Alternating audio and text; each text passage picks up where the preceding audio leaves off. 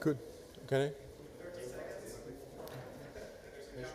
Yeah, I was just planning to say hello to the online audience, but I'll do it when we start.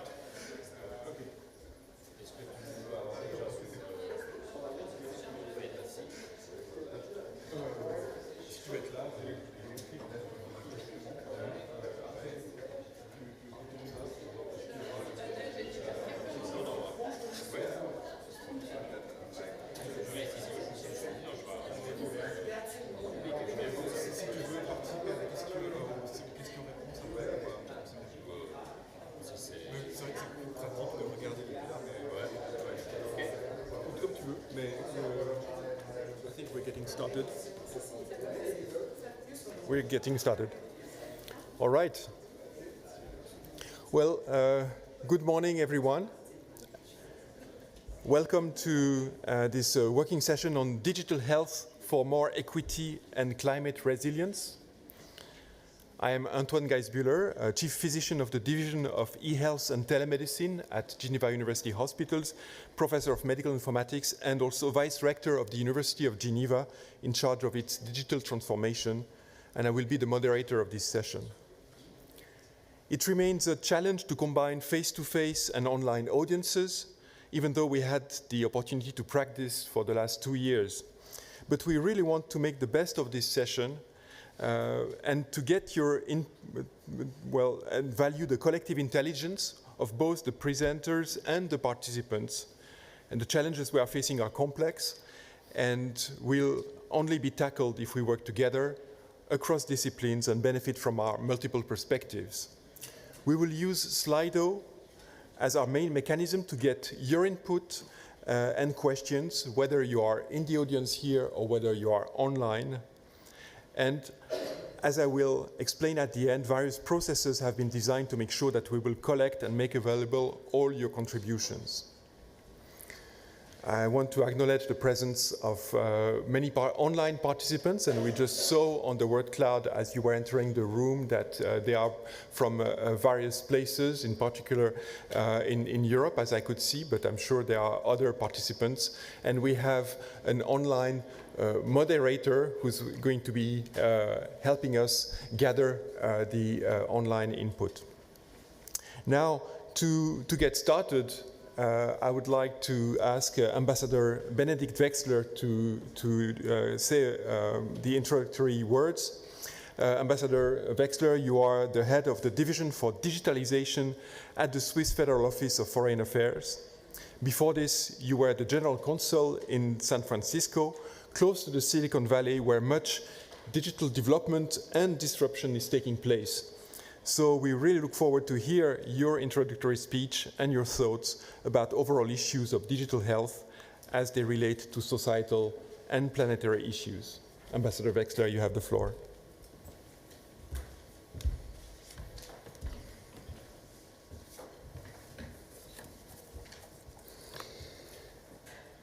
Thank you, Professor Geisbühler, dear audience, ladies and gentlemen, online and here in the room. on the first day in Switzerland without masks in the public transport. And I'm so happy also to be again able to mingle and use the great space of Geneva as a platform for dialogue and encounters. Let me start by thanking the organizers that you invited a career diplomat who has no credentials whatsoever about the topic. But I think it's always important to connect dots and create synergies. As already the great Buckminster Fuller stated in his book, Operating Manual for Spaceship Earth, more than 50 years ago, the universe is synergetic and life is synergetic. And synergies occur when two highly specialized fields interact in a thoughtful and well-structured forum. And isn't that exactly what this workshop for digitalization and health is all about?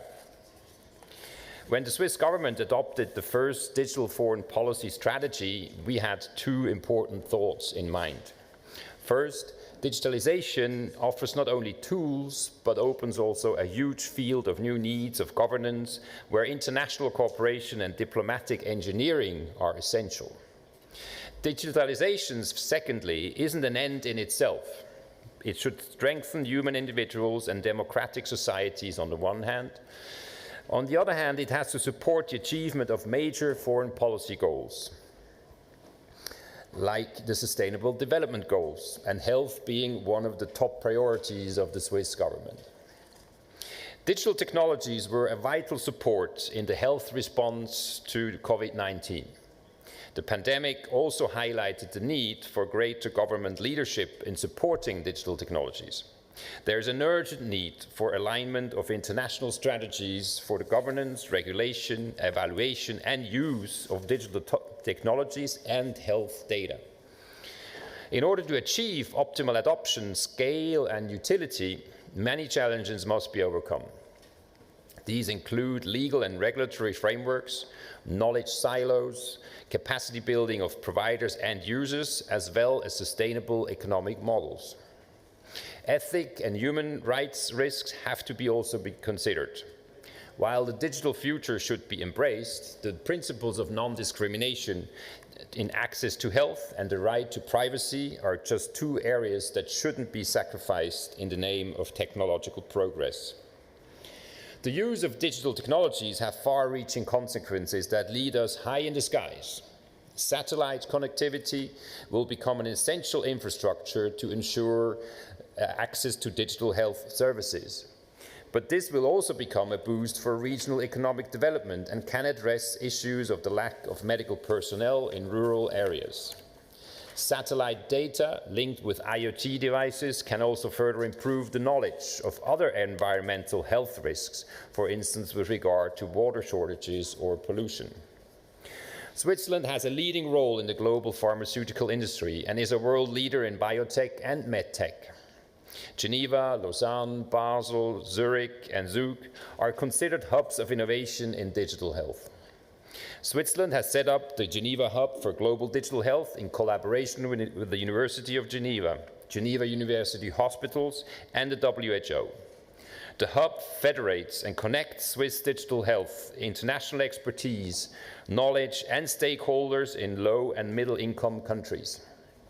It's a major initiative to address fragmentation in this field. It will facilitate matchmaking between needs and solution providers to guide rational investments for sustainable digital health projects.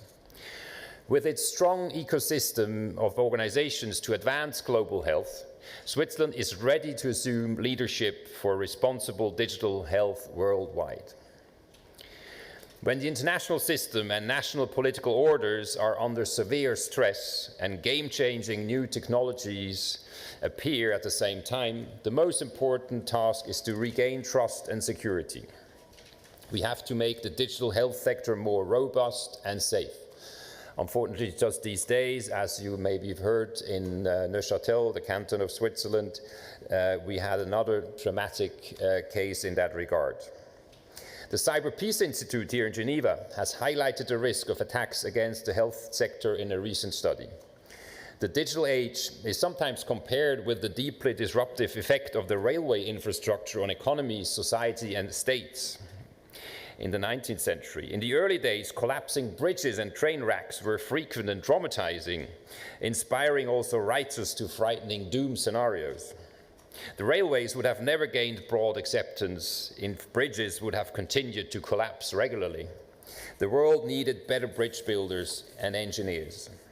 Today, we need bridge builders, health practitioners, technical and diplomatic engineers who can bring together the building blocks for a safe, open and free digital world, so that also the health sector and the people in need in the whole world can reap the benefits of the digital world and new technologies. This is also at the heart of the Swiss digital foreign policy. Swiss diplomacy and development cooperation combined with the International Geneva have some strong assets in this field. I thank you for your attention, and I wish you a very constructive workshop and with lots of insights for food and food for thought and action. Thank you very much.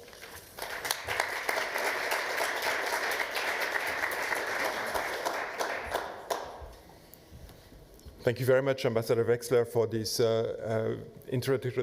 introductory remarks and also setting the stage for our discussion. What I'd like to do now is to maybe go a bit deeper in the concepts that we use when you talk about digital health, because I assume that maybe not all of you are familiar with those issues, and so I'll just present a few slides highlighting those issues. And really focusing on two concepts that I think are really important and relevant to the discussion of the overall conference. The one is about One Health and the other one is about digital health.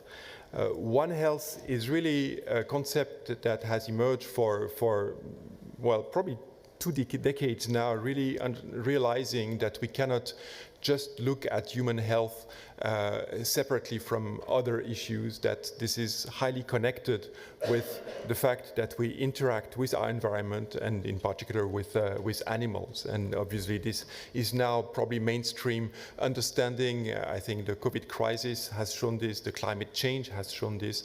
And so the idea that if we want to design proper solutions, proper policies about human health, we need to include this into a much larger, a much systemic way of looking at things.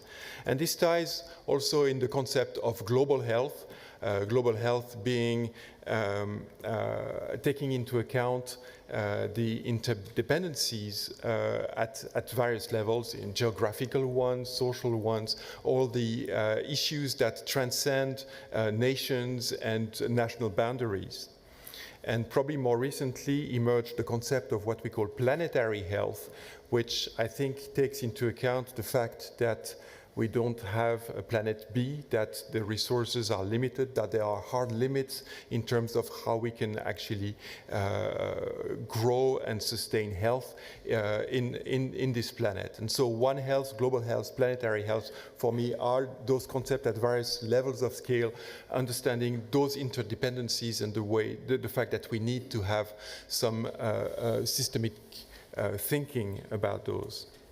Now, if we move to digital health, I'll show you something that may look a bit crowded, but I think it's a very nice way of summarizing the issues around the fact that health, as all the other sectors of societies, have been digitized. And it's and we won't go in all the details, but basically there are 3 components from left to right.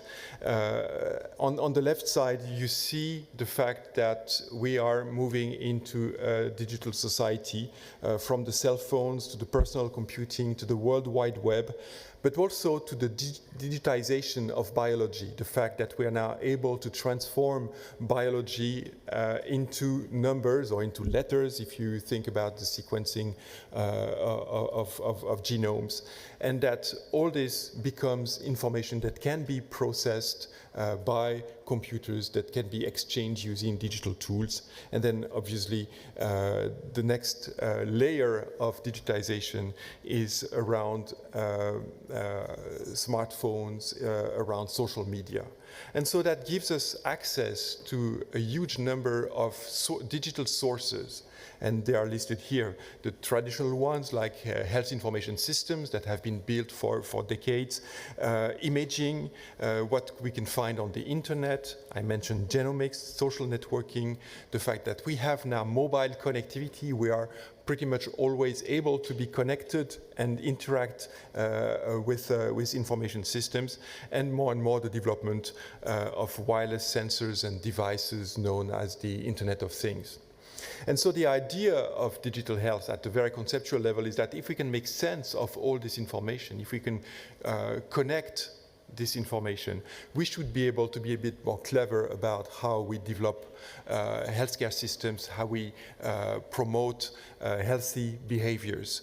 And so the idea is that with digital health, we should be able to better understand diseases and diagnosis. This is the domain of precision medicine.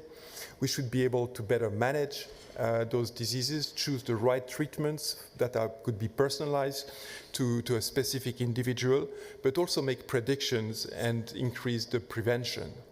So this is sort of an overall view of what we mean when we talk about digital health, but this view here is mostly centered about individual health. And as I mentioned, we need to now think much more systemically about connecting health with the other issues of the environment. And so the idea is really to connect this One Health and digital health and move towards a concept that we now name Precision Global Health. And some of the presentations that will follow will highlight how we can move from dealing with individual data and be able to consider global issues. There are lots of challenges facing this view of developing meaningful digital health at the global level, a fragmentation of efforts. There are many small-scale pilot projects, silos that don't communicate to each other and that don't enable us to actually deliver large-scale solutions. We are pretty still bad at evaluating the impact of those technologies. There is a lot of hype, a lot of hope about those technologies, their potential in wealthy but also in developing countries. But what we need to do is to be able to demonstrate that those tools, once implemented, have an impact and not an impact on health outcomes. And that's something that still is very insufficient, so that decision makers, policy makers, don't have all the elements that will help them understand whether they should invest in a telemedicine project or in a vaccination campaign. When you have to choose between one of or the other, what are the elements for this choice? Implementation is challenging. We're talking about things that change the way healthcare is delivered, the way public health is planned, the way policies are made. And so implementation tools need to be better understood. The science of implementation, we need to be able to accumulate knowledge about implementation, and that's something that is still missing in this domain.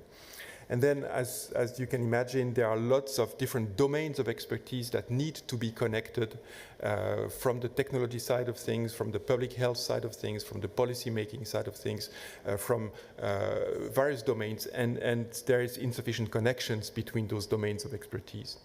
So this is the kind of things we're going to be addressing in the discussion today. As Ambassador Wexler mentioned, we're trying to bring a little bit of help in this domain by creating this Geneva Hub for Global Digital Health and really trying to focus on some of the aspects that I've mentioned. How can we enhance collaboration and knowledge exchange amongst those communities? How can we catalyze communities of practice who are interested in specific of these domains? How can we develop and we coined the term implementomics. You know, everything is omics. Now we have genomics, we have proteomics, basically, you know, recognizing the complexity of domains. And we believe that implementation is a complex domain and that we need to build tools that will let us grasp those complexities and also help sharing knowledge and progressing and developing a scientific base, and that's what we plan to do, developing this aspect of implementomics. And then we also want to make sure that those hubs have many spokes and that we are connected to the real world, connected to real situations, and actually at the suggestion of Ambassador Wexler, we set up a certain number of digital outposts where we're going to be connecting those issues with the real world and the real situations. So that was, in short, my presentation, trying to clarify a few of the concepts. I hope this is going to be useful for the following discussion. I just want to remind you here in the audience and online that you are welcome to send your takeaway messages or your questions using Slido. I just want to warn you, try to not use too many acronyms or abbreviations that may be difficult to decrypt, as we are in a room with people from different domains, and sometimes the same abbreviation has different meanings. And these will be received by our online moderator and then used for the discussion that will follow the presentations. But we will now move to the first or the second part of this meeting, which is really about state-of-the-art presentation of digital health projects. After that, we will have a Q&A session, and then we will have a panel discussion addressing more global issues, and we will finish the session with a way of looking forward in the future. What can we expect in the field of digital health and global health? So to start the presentation of implemented digital health projects, I will call to the floor Mr. Nick McWilliam. Nick, you are the project lead of the Integrated Humanitarian Data Package at MapAction. You have worked on humanitarian applications of geographic information systems for over 15 years, and you are currently coordinating MapAction's support for COVID vaccine planning and delivery, currently focused on South Sudan and Burundi. Please don't sit down, come here and give us your presentation. We look forward to hear it. Thank you very much, Antoine. My name badge was beckoning me, but I'm very happy to stand here. And first of all, thank you for the invitation, and to SDC for the opportunity to come and join this session. If we could have the first slide, please. Okay, oh good, thanks. This forum has big themes, and I'm going to be talking about quite a specific case study, but I think it's still relevant, I hope it's still relevant, through the themes of digitalization and in particular, as Antoine mentioned, for example, implementation tools. And I noticed that the Swiss Foreign Policy for Health talks about quality data in support of health systems, and what I'm talking about is, I hope, relevant to that. I work with a UK-based NGO called MapAction. We used geographic data in the form of maps and other products to help humanitarian agencies, initially in disaster response, but also increasingly in disaster preparedness, anticipatory action, and capacity building and health system strengthening is one area we're getting into more. Late in 2020, as the COVID vaccine started to become a real prospect rather than just a hope, we realized that there was potential to support vaccine planning and delivery in low-income countries. And we tried to look at how we could do this. Just to explain how the vaccine distribution has been working in low-income countries, we turned to the COVAX mechanism. There are various mechanisms working and bilateral arrangements, but most vaccines to low-income countries have come through the COVAX mechanism, which is supported by WHO and the Gavi, the Global Alliance for Vaccines and Immunization. It's delivered about 1.4 billion doses, that's doses rather than full courses, in 145 countries, as shown on this map. Yet, if you look at this map, there's still a huge disparity in actual delivery, and particularly, obviously, if you look at the African countries, where almost all of the countries have less than 20% coverage of the population. That's the total population of all ages. And I've highlighted South Sudan because I'll be talking about that, with a coverage rate as of last week at about 4.5% of the population. So it's extremely low. So what's the relevance of geographical data and digitalization to this picture? Well, as supplies increase through COVAX and other mechanisms, the biggest challenge is in the capacity within those countries to actually deliver. So this is the process that we could call from airport to arm, if you like, and what goes, the planning systems and the tools that go in between those stages. This has been identified by the chief executive of Gavi as what they call the absorptive capacity of a country, and this is what we're aiming to support. So let's look at more specifically about how this works in terms of a digital system and what we've identified as the bottleneck that we're planning to support. This system could apply to pretty much any, this diagram could apply to almost any system where data is used to support decision-making and planning, where you work backwards from an outcome at the top, which could be expressed in any public health terms, to an activity, in this case, vaccine micro-planning. When I say micro-planning, that's the sort of district level, that arm, getting it into people's arm level. What questions do you need to answer in order to undertake that activity? To support those decisions, we have all sorts of tools being developed around the world to map populations, modelling access to resources and so on. And underlying all that is our data sets. Now, which part of the system are we looking at? Well, this is the, I've identified here between data and tools, this is the bottleneck that we've identified. Now, in a lot of countries, this wouldn't necessarily be a problem. You would just download the relevant, say, population data or database of vaccination centres, etc. But in a lot of contexts, particularly low-income countries that we work in, we know that we cannot take this data for granted. This is where I'm going to be talking about. I'm not necessarily talking about the absence of data here. I'm talking about the work that's needed to make data ready and useful for practitioners and to support the tools that they use.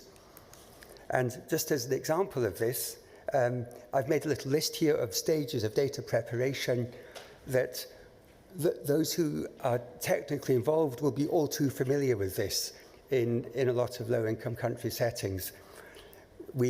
For example, if I go to the main database of humanitarian data, or the UN Coordination Agency's Humanitarian Data Exchange, there's about 5 databases of health facilities for South Sudan. None are complete, none are up to date, all have gaps, all are a little bit different. So we have to spend maybe a few days or a few weeks working on that data, contacting the data sources, asking about it. They all have different classifications of health facilities, etc. And that's just one example. So we go through this sort of list time and time again, and in Map Action we encounter this problem in almost every single country that we work in, all this hard work of making data ready for use.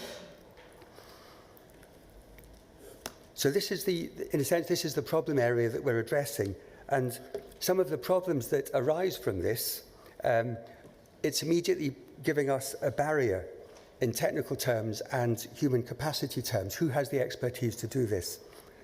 It takes time, and obviously we don't always have time in emergency response or in a pandemic response. And I'd like to highlight this one that says duplication of effort. If you have multiple agencies all working on the same program, if each of those agencies is doing this data preparation itself, that means this same effort is duplicated 5 times and the results will be inconsistent and probably incompatible. So there's potentially a huge time and cost and inefficiency in that, resulting in inconsistent data sets. So, thanks. So, just to give a very quick example, this red line was the timeline of one excellent project in Southeast Asia. They spent 70 to 80% of their time preparing data in red and only about 20 or 30% of their time in blue doing the work that they wanted to do. You can see the inefficiency in that. So the concept, the solution that we're looking at now is what we've called an integrated humanitarian data package. And in effect, it provides a ready-to-use package of geographic data. It's relevant to a particular use case, and it's internally consistent and integrated. And crucially, it's designed for a particular user group or use case in mind. And that means it's selected for that use, it's documented, and it's in the right format, ready to use straight away. And actually, Antoine came up with a very nice analogy that he said that maybe we could say if data is the new oil, then it needs to be refined. And this process is refining that oil. In effect, we are adding to that value chain so we can make the best use of data to best support the tools that are needed to make these decisions. In technical terms, it looks like this. We applied this in South Sudan. Just to give you an idea of what it looks like in reality, we were lucky to get funding to launch a pilot project. We collected a group of specialist partners who all contributed data sets that they were experts in, and I've just shown little snaps of the data sets that we developed here around transport, logistics, storage, around population, where do we find the target populations over 55s, for example, or particular occupations. And then, of course, the health facility network for distributing those vaccines.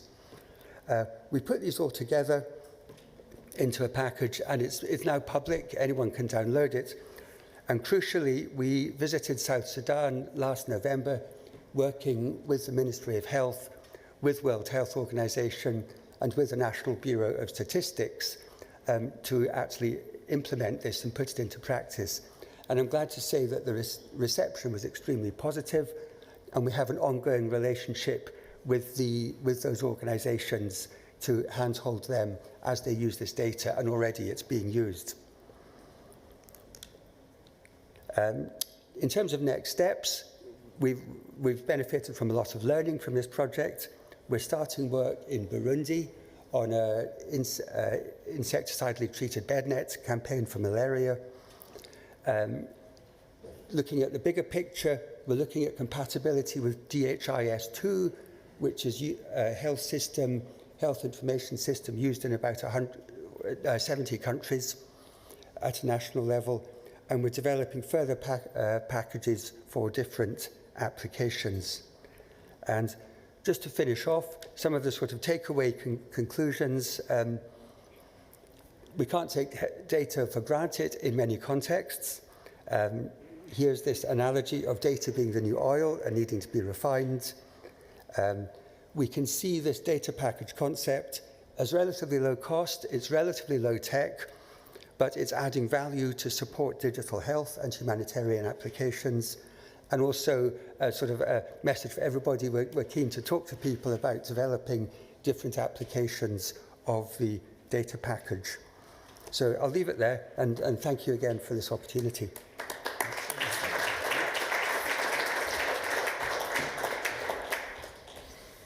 Thank you very much, Nick, for highlighting the issues of how do we get quality data that's fit for helping driving action. We're now going to ask Ricardo Lamparaiello to come to the stage and present his work. Ricardo, you are the head of the health division at Terre des Hommes, the Swiss leading child protection agency. You hold a master's degree in applied statistics and an MBA, and you have more than 20 years of experience in the domain of health, ranging from clinical and business development, and work with international organizations and NGOs. Ricardo, the floor is yours. Thank you.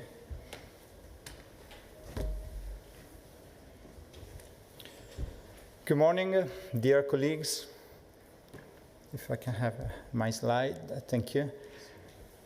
It's a great pleasure and an honor to be today with you to showcase the work that Terre des Hommes has done in the domain of digital health and how we can actually get prepared for the consequences of climate change.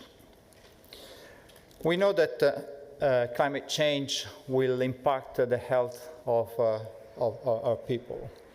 And we know that the most vulnerable countries, the climate vulnerable countries, are those that already suffer from systemic issues. I listed just a few: the lack of healthcare workers, the poor infrastructure, the burden of infectious diseases, the frequent epidemics. Often there are areas very hard to reach. The data, we just talked about data, is often unreliable and is out of date. Not to mention the security issue that is deteriorating day by day. In the last decade or two, there's been a huge hype and hope around digital health that could address most of these issues. The reality today is actually a little bit mixed. It's not all black or white. As Professor Gainsbuller said, it's characterized by fragmentation, silos, not to mention about even the good use of digital health and the data protection. So today I would like to talk about a good example of digital health as something that Terre des Hommes has developed in the last, now it's almost 12 years. It's called IEDA, the Integrated E-Diagnostic Approach, and is developed together with the Minister of Health, in this specific case, the Minister of Health of Burkina Faso. Here's a picture of the tool. To make a long story short, the healthcare workers in Burkina Faso are equipped with a job aid tool. A job aid tool that helps the healthcare workers to make a better job, to better diagnose sick children, malnourished children, or monitor pregnant women.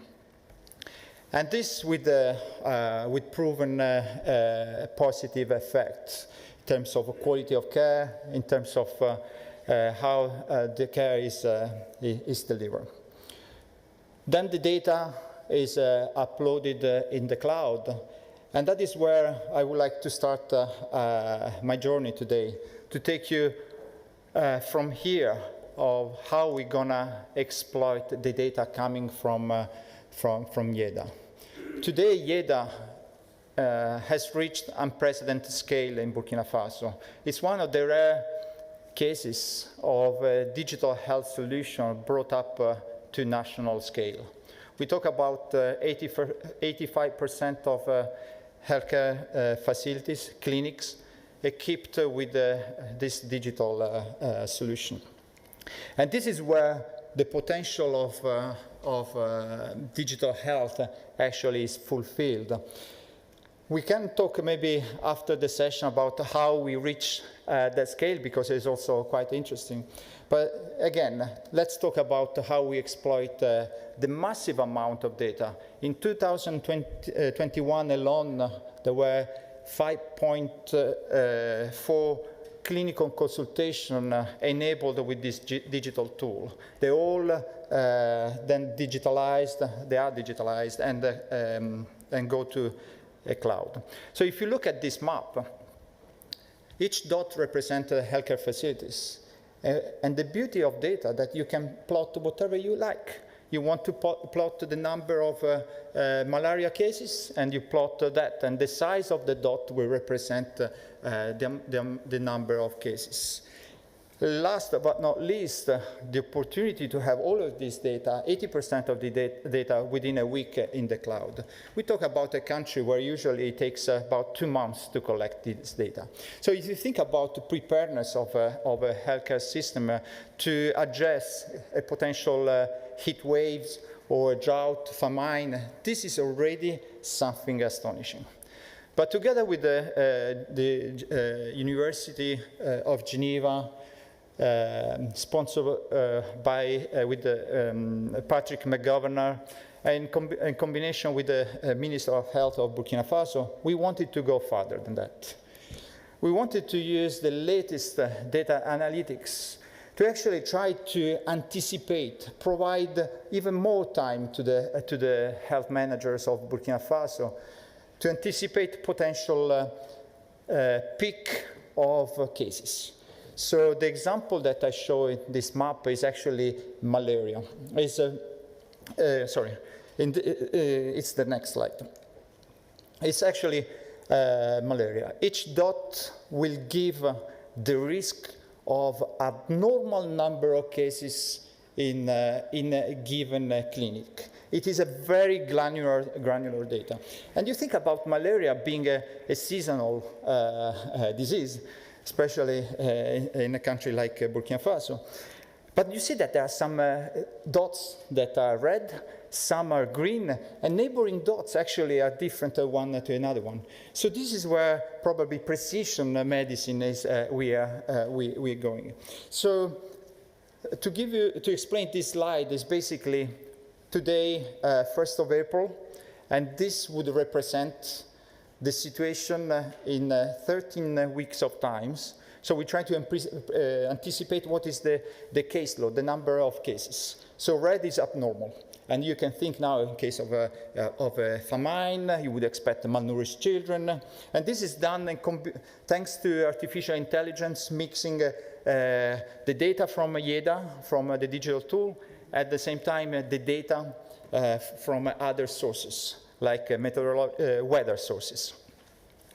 So this is where we stand, where we just finished this initial work.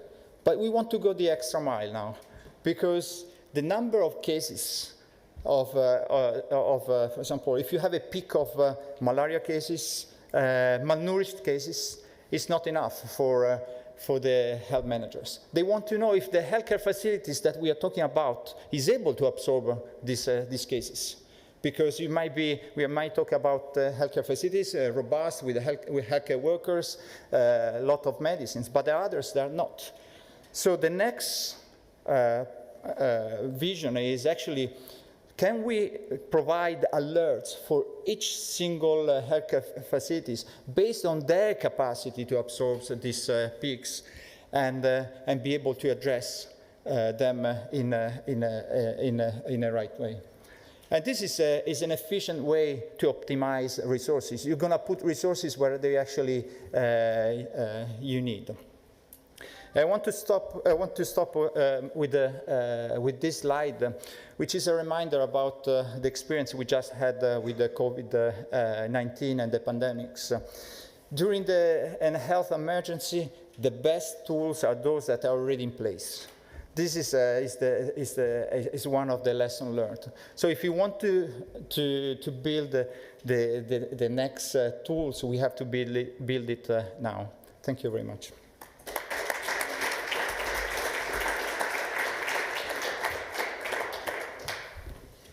Thank you, Ricardo, for this presentation. I will now ask Bruno Lab to join me on stage. Bruno, you are the director of the Medical Education Reform Program in the Kyrgyz Republic. You are a nurse by training, but mostly an international expert in public health and program management, working at Geneva University Hospitals. You have more than 25 years of field experience in many countries in Africa, Asia, and Eastern Europe. Amongst many other things, you are also a member of the Swiss Humanitarian Unit, and we look forward to hear about your project in Kyrgyzstan.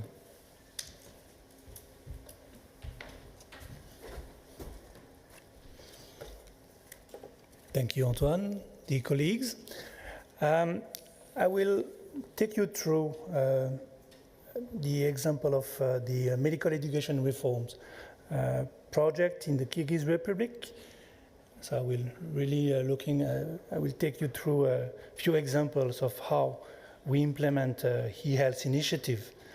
Using teleeducation and telemedicine to de-isolate and capacitate physicians and nurses. This is one of the sub-objectives of the project. I'll just put a bit in Kyrgyz Republic in perspective to take you through a few elements of the context. It's a small country, more or less the size of Switzerland, with a population of 6.5 million. It's a landlocked, mountainous country with a development index 120 out of the 189 countries recorded. And certainly one of the less developed in the Central Asia region. With regard to the health system, we've been going through several reforms, moving away from large hospital-based care with numerous specialists, heavy to run, an heritage of the Soviet system, to now quite clear objective to implement and promote primary health care, decentralized health care, and having a family medicine promotion at the core of the reforms. The MER project is definitely embedded in these reforms by providing technical assistance, strategic guidance, and financial support to the government, and specifically to the Ministry of Health and the Ministry of Education. Few words about who is behind the project. The SDC is funding it. We have a consortium with Geneva Hospital, so one as the leading partner. We have the Medical Faculty of Geneva, and we have a local foundation called IME. It stands for Initiative Medical Education. This project has been running since 2013 and is going to last till 2024 with an overall budget of 8.5 million. Briefly, the component of the project we initiated, the very first objective was about reforming pre-grade education for medical doctors. Then we engaged into post-grade continuing medical education reform. And lately, we have introduced a component about nursing education reform. We have now an ambition for the last phase to promote the setup of an independent center for capacity development and assessment, and the strengthening of professional medical association. Few achievements. One of them is to have for a medical student the 6th year fully clinical, to have resident in family medicine deployed across the country. CME package was developed, and the nursing education reform has been initiated. So to say that we are definitely part of an effort that has been clearly driven by the government and the Ministry of Health being our main partner. The MOH set clear ambition with regard to e-health, and few examples of how it translated. The Health Development and Medical Technology Center was set up with a e-health center. So it's about supporting the national initiative that aims at promoting e-health, also more specifically developing a nationwide electronic health record system, and having an AI test platform for the HR database used for the registration of health workers across the Republic of Kyrgyzstan. Why the MER project joined this effort? I think there are clear rationale for it. Many hard-to-reach areas, especially during winter time. I mentioned Kyrgyzstan being a mountainous country, so very difficult area to access during a certain period of the year. Staffing disparities between rural, remote areas and urban ones, creating gaps in terms of access to care. Locally, we have technical infrastructure that has improved, an IT network that is reasonably of good quality. And as a matter of fact, we have new generation of health professionals, of medical students, nursing students that are very much into new technologies. Now I'll go through a few initiatives that are related to the overall MER project objective. One of the first was to welcome Professor Geisbühler and his team for assessment mission, workshop, monitoring visit. I would also recall high-level discussion to really initiate and to have between 2015 and 2018 several visits to frame the discussion around how e-health could contribute to the reforms. And I will make a few examples. I'll take you through a few elements. Distance education, there was a working group set up for really pushing of program and content development. The national expert was hired and was posted at the one of the leading entity who is in charge of CME. And pilot sites were already equipped with material in order to develop those distance education initiatives. Telemedicine was also promoted. Policies, regulation, and organizational questions were raised and framed at national level. And services were developed and provided at 2 pilot sites. First of all, Al-Bashi Narine Hospital, and then later on in others. Just few data to say in one site, 2018, we had 8 teleconsultation sessions, and it covered 31 cases were addressed through those sessions. The second initiative I'd like to take you through is it's a large program of video conference equipment across the country that was initiated in 2020. And the result was to have 74 health facilities equipped across the whole regions of the Kyrgyz Republic, including 3 leading institutions in Bishkek that were then receiving those equipment. The equipment was delivered and commissioned basically just before the first COVID wave hit the country and before the first lockdown. I think it allowed clearly to have a generalized use of distance communication tools, while no travel was tolerated for at least a quarter. It allowed experts to exchange on a daily basis, to have online training, meetings organized, and it helped definitely to disseminate rules, guidelines to the entire network, and including the ambulatory primary care sites, which were really on the front line of the COVID response. Third initiative I'd like just to mention briefly, it's about the COVID response concretely and the setup of call centers. The availability of the equipment that I already mentioned allowed the MOH and its partners to set this hotline and the services that came with. It was definitely about giving information to the general public, but also organizing referral testing and also providing prevention and treatment advices. It facilitated the development of remote consultation. We have used as well as a model the COVID care, model of care that was initiated and implemented at the Geneva hospitals. The last initiative I'd like to just briefly mention, which is mainly related to the last phase of our project, is the strengthening of professional associations.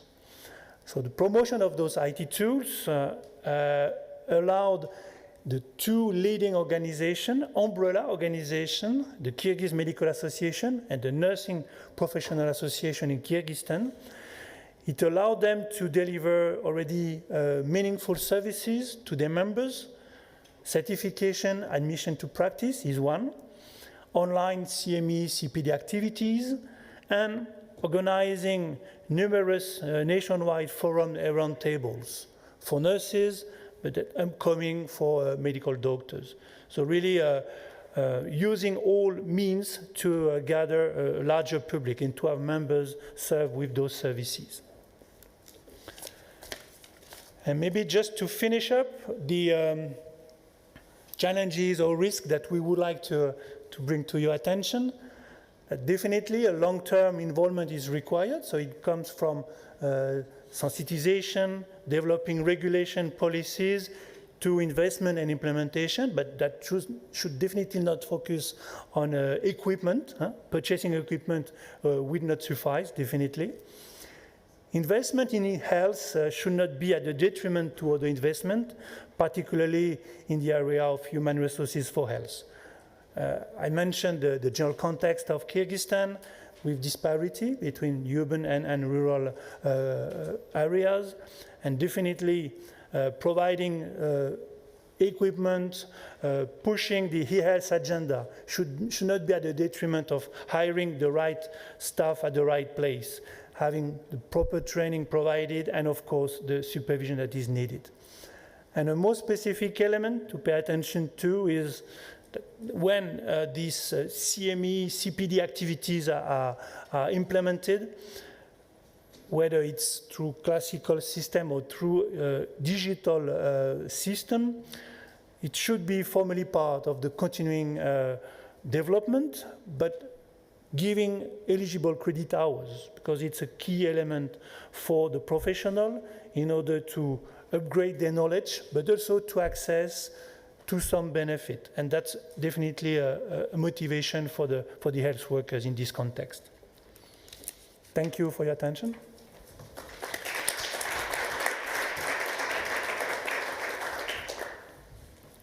Thank you, Bruno, and thank you for the presenters for showing us real-world implemented projects and highlighting what can be done using digital health tools.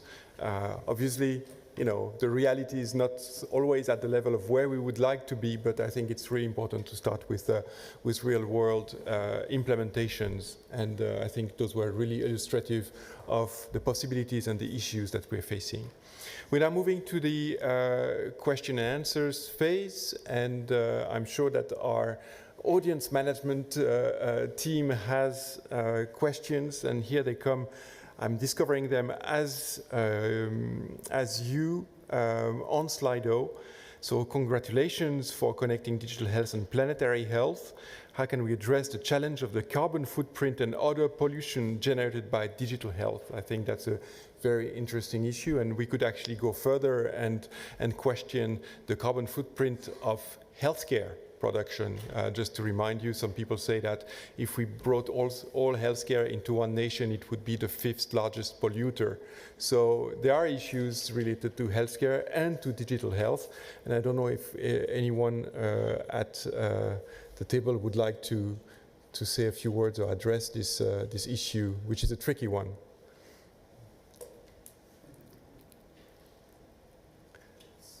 It's a tricky one because for the moment I think the ability to really measure the footprint of digital tools is still an early phase and sort of an approximated science for the moment, but it's definitely something we need to deal with as we build those digital tools, and to make sure that they are not more consuming or producing carbon than non-digital tools. But probably we have some examples of, saving long trips from the rural areas to the capital because you can do telemedicine. At least we have this experience in many countries. So I don't know if you want to comment on this. Maybe Bruno?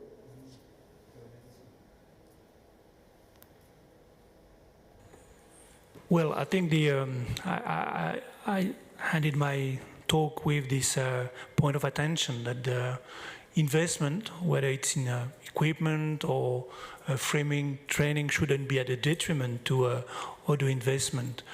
Definitely the benefit of the telemedicine using expertise wherever it is, in the capital city, in the region or abroad, is a way to improve quality of care indirectly. It's a matter of networking professionals at global level, and hopefully should reduce inequities in terms of having best care available. But again, at the end, there are also some pre-requirement, access to proper medicine, to proper diagnosis, and to well-trained staff. Thank you, Bruno. There's a question directed to Ricardo, which is really about data sovereignty, and I think that's obviously a key issue, a key topic. Ricardo, are there any data ownership issues with local national authorities in using the cloud? Thanks for the question. When we talk about data, I think I also mentioned during my presentation, the question of the good use of data is fundamental. Perhaps to put some perspective before answering the question, Terre des Hommes' main goal is to strengthen the local health system. So Terre des Hommes is not providing direct services, but it's strengthening current work in the field. So in that context, so what is collected is through the local staff, the local from the Minister of Health staff. Is embedded, is grounded in the clinical consultation that every day the people of Burkina, Mali, Niger, they do in their countries. In terms of data itself that is collected and sent to a cloud, it is potentially an issue that we address. We comply, and the Minister of Health of Burkina Faso comply with the national, of course, law and the international law. Data is encrypted and stored today in an international cloud. Actually, it's based in the US. From the very beginning, we, together with the MOH, we said the long vision, the exit strategy should be that this cloud goes into Burkina Faso. And we've been working 3 years to move this platform to Burkina Faso. And actually, this is one of the main problems to sustain digital health is the capacity. It's been 3 years, will be probably 4, because it's not simple. You need to make sure that the capacity are there, the platforms. I think one of the speakers, Nick, mentioned the complexity of then aggregating data, having a different type of data. But this is where we are today. I hope I answered the questions. Thank you, Ricardo. Yes, sovereignty is important, but it's not so easy to actually implement, especially in the cloud era. Maybe a question for you, Nick, about probably what we call the digital divide. You know, how do we ensure that digital tools are a force for reducing inequalities rather than increasing them? Yes, thank you. And yeah, it's a good question. And to some extent, I think this relates to the question about people who might be most left behind are not captured necessarily in available data sets. And how do we tackle this to make sure they're not being even more pushed back? It's something that, in principle, good underlying data sets will help to address, particularly in situations where there hasn't been a national census, for example, since 2008, 2005, 2 countries I've recently worked on. And so there may be people who are not represented in data sets that we're using. One example of where data systems can help this, there's an initiative called Missing Maps, using the OpenStreetMap open database of the world. And this is a volunteer effort to actually plot the locations of housing. The idea being that houses, the location of dwellings from satellite images, provide a very good proxy indication of population, however remote that area is. So that's one way that it's being addressed. And for example, I've worked with MSF in quite a few situations where we have launched Missing Maps campaigns to map particular areas, particularly to support an immunisation campaign, precisely to address this question of equitable distribution of vaccines. Another approach might be to do specific surveys to support a particular immunisation campaign. But I think the answer is yes, it is something that we're very aware of and is a problem, that it's very easy to reach the known people but not the unknowns. So we have to make an effort to find those unknowns in geographical data sets. Thank you very much. Actually, you've answered two of the questions in one, which is good. There is a overall question that maybe we will keep for further in discussion, because I think the panel will also bring some of those issues about what we're doing right, what we're doing wrong, and what else we should be doing. I think there was a last question, if I can get the questions just back, about the new tools we provide. We've shown that the ability to connect multiple sources of data is something that should produce more value, but how do we assure the coherence, coordination between all the data sources? Does anyone want to comment on this? Because that's obviously interoperability, or the semantics, the meaning of the data, understanding it and being able to connect different systems is a rather big issue. I don't know who wants to address this? Ricardo, briefly. Okay. Although I think that you, Antoine, you are the best person to answer this question. But yes, this is an issue. It's a well-known issue, the fragmentation, discoordination. There's been now multiple global initiatives to address this. I think WHO is playing a role in terms of defining the standards. Other initiatives are trying to do that. I think the Geneva Digital Hub also aims to address this question.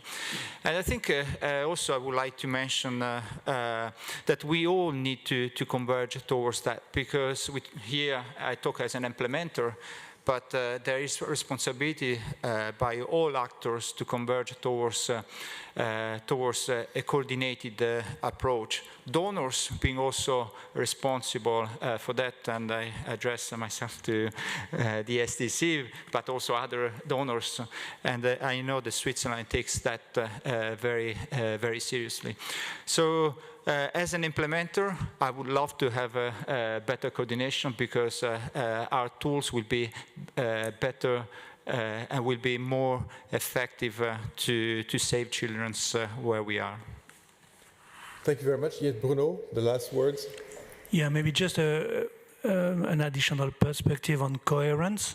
At the time of COVID response, definitely having this wide distribution of equipment, networks that were established, was definitely a way to bring to the frontline workers the up-to-date guidelines regarding how to manage oxygen therapy, whether to use different treatment that were, as you would all know, were put on the public without any hard science behind.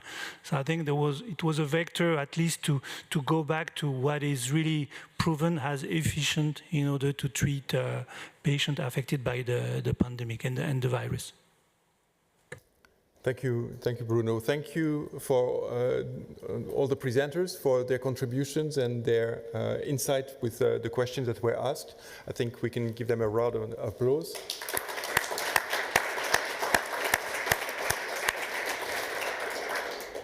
And now that we have in mind some real-world examples of digital health implementation, we're going to ask experts in the domain to come on stage for a panel discussion. Actually on stage and online. And again, I will ask the audience, both in the room and online, to use the Slido tool to ask questions for the panelists, but maybe we can let you go back in your seats while I call the panelists here. And the first one is Jide Ndili. Thank you for joining me on stage. You are the country director for the Farm Access Foundation in Nigeria. an international NGO with a unique integrated approach that addresses the demand and supply side of healthcare systems and uses the opportunities that mobile technology and data provides to leapfrog development in the health market in sub-Saharan Africa.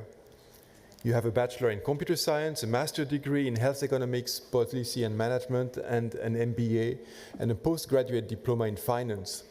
You have more than 25 years of experience in leadership in the healthcare industry and also served as a commissioner for the Lancet and Financial Times Commission on Digital Health and Artificial Intelligence named Governing Health Futures. Thank you for being on this panel.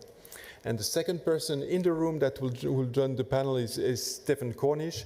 You are the Director General of Médecins Sans Frontières, Doctors Without Borders, in Geneva. You hold a master's degree in global risk and crisis management from the University of Paris-Sorbonne. You previously worked in leadership roles in the David Suzuki Foundation in Vancouver, at Doctors Without Borders in Canada, and with CARE Canada and the Canadian Red Cross. Thank you again for joining us. And then online, hopefully, it's always a bit of a challenge to make sure, we should have Racy Muchilwa. Do we have her online? Yes, Racy, thank you for joining. You are the head of Novartis Sub-Saharan Africa, leading 46 countries. You hold a Bachelor of Science in Biochemistry and Zoology from Egerton University in Kenya and an MBA from the University of Nairobi. You have more than 20 years of experience in the pharmaceutical industry. You are the recipient of the World Business Council for Sustainable Development 2020 Leading Women's Award. You're also the co-chair of the World Economic Forum's workstream on women economic empowerment and finance inclusion. But most of all, you're passionate about healthcare system strengthening in Africa. Thank you for being with us on the panel. And last but not least, we have Stefan Germann. You are the CEO of the Fondation Botnar, a Swiss-based foundation which champions the use of artificial intelligence and digital technologies to improve the health and well-being of children and young people in growing urban environments. You hold a degree in microengineering, social policy, and NGO management, as well as a doctoral degree in development studies. You were previously executive director of OneGoalGlobal.org and senior director of World Vision. You worked for over 25 years in Africa and Asia in various health leadership roles with different agencies in the area of child health, related development, relief, and advocacy work. You also hold several board and advisory positions. So we have a very strong panel with us today, and we will I will start by asking them introductory questions, and then we'll move to the Q&A. And I will start questioning a question to Stephen Cornish. You clearly have both an interest in health and the environment. And I would like to know more a bit about how does digital health support Médecins Sans Frontières' work, and how could it evolve to better serve the needs in the domain of One Health and climate resilience? Thank you so much for having us here today, and very pleased to answer the question around data technology and our work. A few quick examples of how we use technology already. One was a little bit presented on using e-algorithms for community health workers to be able to diagnose and treat at community level in malaria, other things of that nature, and then to be able to refer cases onward to clinic locations where there is a higher level of care.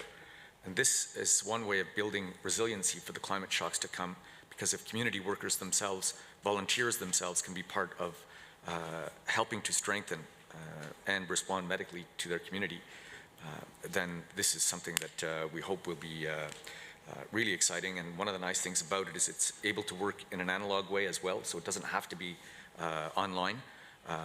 And they're able to walk through that journey.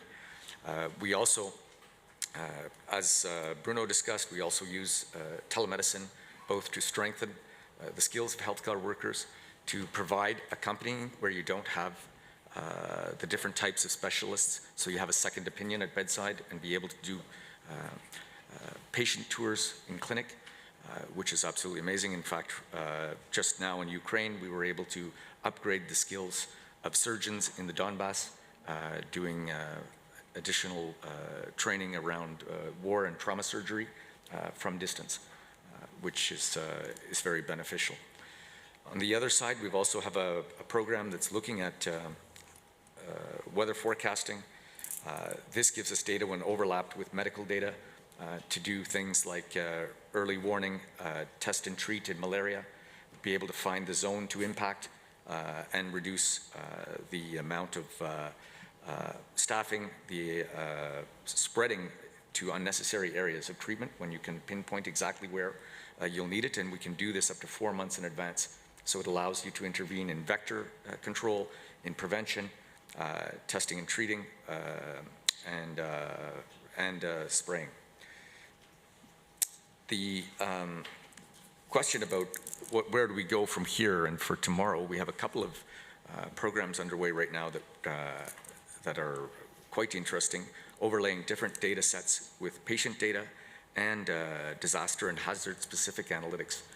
We have one project right now in Madagascar that's looking at the different data, combines those data, and then can actually give us a frequency and a severity of natural disasters that could occur, which would allow then not only to work better on community prevention, but also pre-positioning, stocks, supplies, talent to help a community.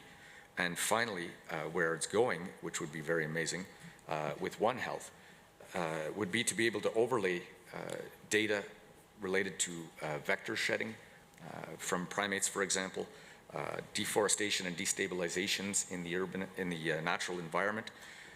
This then can allow a combination of actors to help to work on reforesting, on preparation for different types of outbreaks before they happen, and to actually start repairing nature as well as building resiliency in the community, because the community are then involved in the reforestation in different types of practices that can increase their nutritional status, reduce the deforestation in community, and actually end up having a community that's more resilient going forward to face the multiple climate shocks that we know are coming. And we all know that the first line of defense in any community is the community themselves. And so all efforts to strengthen community resiliency, I think, will help us in the long term. Thank you very much, and thank you for these very interesting aspects. And obviously, I'm quite amazed to see that Médecins Sans Frontières is actually implementing One Health approaches that really connect the environment to prevention. And I have to say that we're in the very early stages, and a lot of that we do through partners. It's not that we have all the answers and the wonderful things, but these are things that we are now trialing in the field. Thank you. Well, talking about innovation, I'd like to ask a question to Racey Muchilwa. Amongst the many things that you're doing and that you've done, you have set a virtual innovation hub in sub-Saharan Africa. And that's quite intriguing. And I'd like to ask you to tell us a bit more about the purpose of this hub and also your expectations for digital health innovations that can foster more equity and more climate resilience. Thank you so much, Antoine. It's a pleasure to be here today. So the virtual innovation hub that you've alluded to is actually called the Novartis Biome, Sub-Saharan Africa. And the Novartis Biome is a name we use within Novartis to describe exactly what we're doing in the space of innovation. While healthcare innovation is at the core of our work within Novartis, we know that no single company can solve these challenges alone. And I'm glad even from the previous speakers, we've had this coming out very clearly where we need to partner, either private-public partnership, public-private partnerships, whichever way to make sure then we are building strong partnership to foster the great collaboration through whatever it is we are doing. And for us, it's the biome. Maybe to just a bit of background, I think clearly Africa is home to the largest underserved population in the world. So whether you're talking about access to medicine, whether you're talking about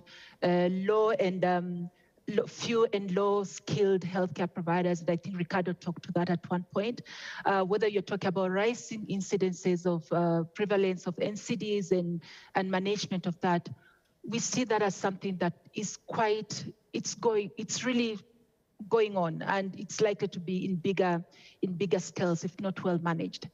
And because of that, that is why then the Novartis Biome, SSA, we plan to concentrate on 4 strategic priorities that will be critical for us to foster more equity around this.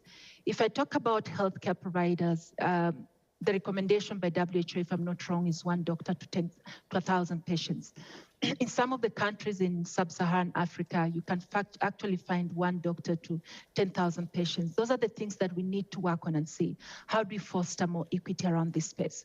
So there are 4 strategic priorities we are working on. The first one is extending affordability of healthcare across SSM, strengthening early diagnosis to drive better outcomes, leading in supply chain innovation, and I think it's Bruno who talked a bit about that also, supporting healthcare professionals in education and patient awareness. Those are the 4 pillars we are working on, or what you'd call priorities. One of the critical components to address climate resilience, according to WHO Operation Framework, is adequately trained workforce and health systems. And if you look at it, health systems rely on them actually to enable effective identification, prevention, and management of health risk. This is one of the things we are doing in the Biome, where Novartis is supporting global health education at scale to improve patient outcomes. And I'll give 2, 3 examples to just put this in perspective.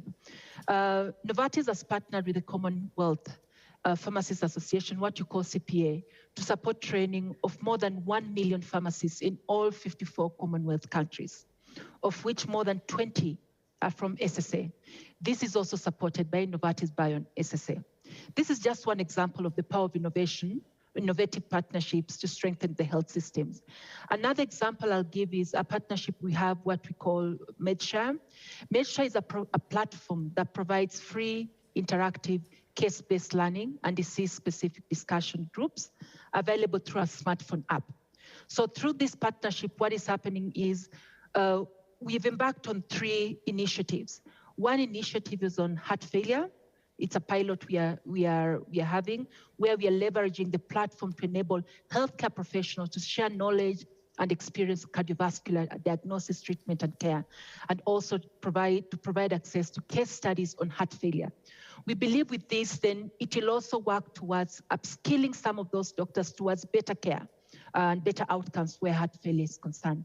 To date, MedShare Heart Failure Education Program has reached more than 120,000 doctors and community health workers across the region. And 85%, approximately 85% of participating clinicians are GPs, that is the general practitioners, community health workers, with cardiologists and internists comprising the rest. So we are concentrating more on the practitioners who are likely to be down at the bottom of the pyramid or in the rural areas, and some of them being in the public institutions. Another thing also what we did as a response to COVID pandemic, we expanded actually this platform, the partnership, so that then the platform could develop COVID education program to support and educate doctors across Africa and Middle East. This has worked also very well. And lastly, just beyond also the global pandemic, our partnership with MedShare has recently expanded to include predominant diseases in SSA like malaria, leprosy, sickle cell, cancer, preventable blindness, antimicrobial resistance, with a clear aim of increasing patient reach through impact, through HCP, the healthcare professionals education. The second example, which is the last one that I would love to give, is also in the space of digital health innovation. I think one of our colleagues also talked about it, one of the panelists also talked about it, where we are partnering with the local governments to make sure that we are having inborn solutions from the people on the ground, then we come in to support.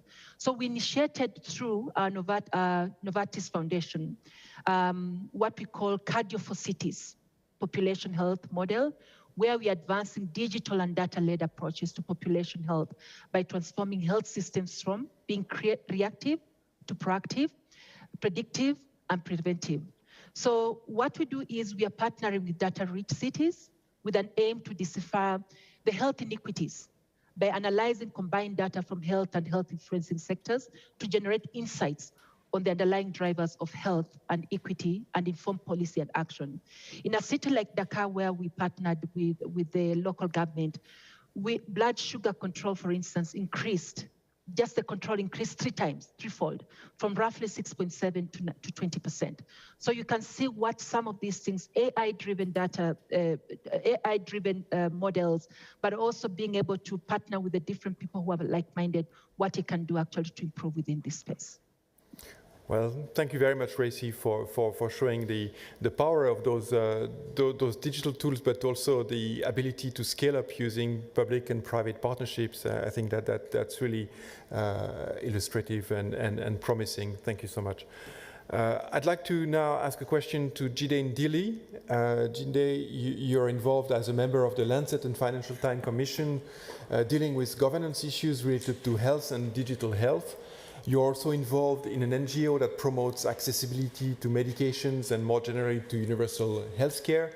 What are you, from your perspectives, the key challenges for the governance of digital health, and how does governance issue, or how do governance issues relate to your more operational implementation activities? Thank you so much for having me. I think it's been obvious from all the discussion so far that digital technologies and data is changing the way we access healthcare and the way that healthcare is provided, especially with COVID.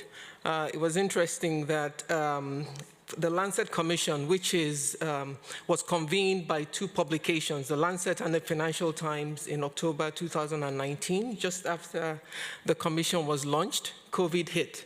So we basically had to take all our convenings online, and this was really the start and a test to how we can leverage digital technologies. And what we've come to realize is that there is no existing kind of framework for governing digital data. I mean, the countries are in different stages of digital adoption. There's increased acceleration of digital technologies in health, even though health is somewhat behind. But there is, there's no commonality across countries. And this is really the objective for which the Commission was set up, to explore how we can leverage the opportunities that digital and artificial intelligence, as well as frontier technologies and albeit mobile technology, could use to accelerate SDG 3, especially for young people and low and middle income countries. So it was interesting what we found. I think there were three key findings. The first is that we are not addressing, and we need to begin to understand that digital is a determinant of health. And take that into consideration. We're seeing how young people especially are leveraging Facebook and social media. That is their first point of contact when they want health information, is to go to the internet to look for solutions even before they consult a doctor. So we need to begin to address that and understand that and take that into consideration. The second thing is that we also need to develop a value-based framework for governance of health futures. And when I talk about a value-based framework, we need to look at issues around digital trust, issues around inclusiveness, issues around data solidarity, which is very key. There's a lot of extraction that's going on of data, especially with the big tech, and we don't even know where data is going. But is there a way to leverage that data for public good?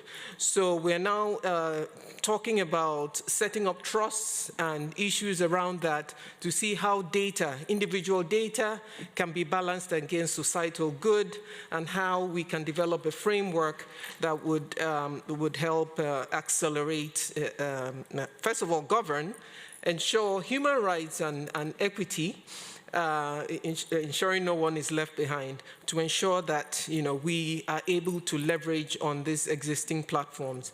Then the third,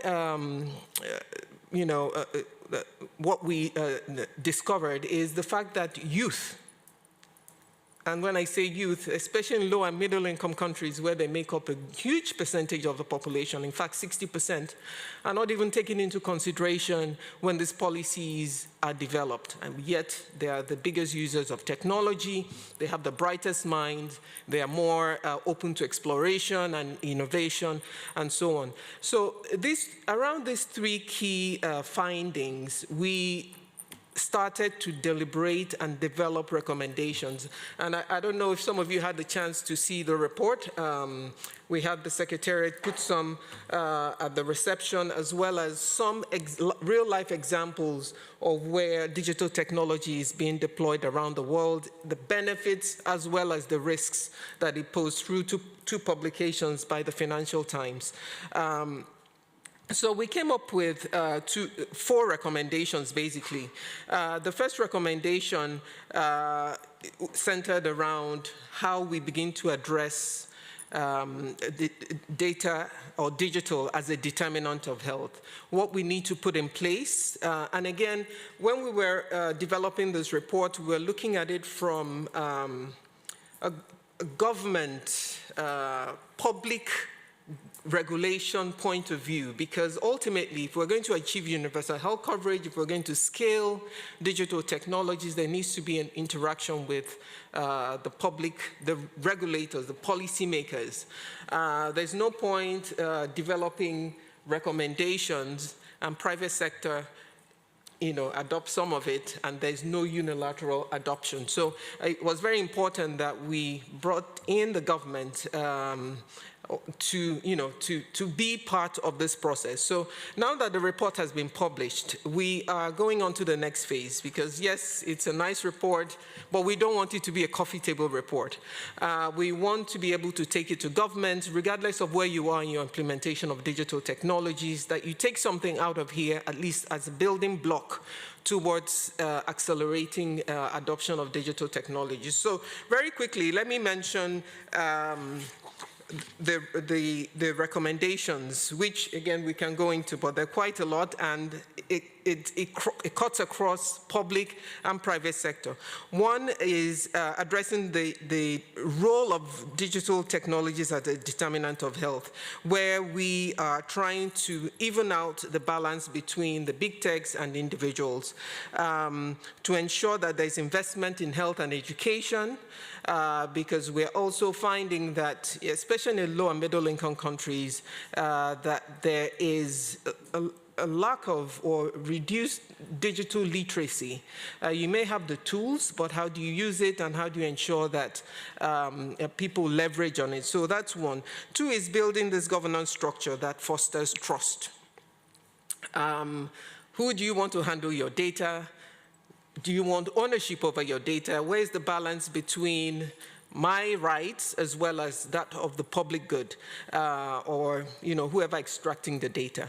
So that is also very key. 3 is governing that data towards a public good. We saw a lot of extremes of data governance, where with COVID, the surveillance systems, the contact tracing, sometimes, you get a beep on your phone, they know you're in Walmart, and you're wondering who else, has my data, how much do they have, and how is it governed? So we need to begin to think about how we put a structure in place to ensure that the data is safe, the generator of the data, which is the owner of the data, the individual, can determine and know where their data goes, and even give consent to who uses that data. Much like Uber. Uber now, you're pretty much in control of where you go and who uses the data.